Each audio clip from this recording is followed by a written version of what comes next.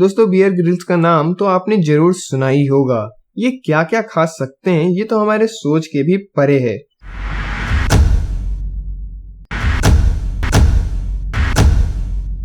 लेकिन क्या आपको पता है साल 2005 में बियर ग्रिल्स ने अपने दो दोस्तों के साथ 7,600 फीट की ऊंचाई पर हॉट एयर बैलून में बैठकर डिनर करके अपने नाम एक वर्ल्ड रिकॉर्ड भी स्थापित किया था।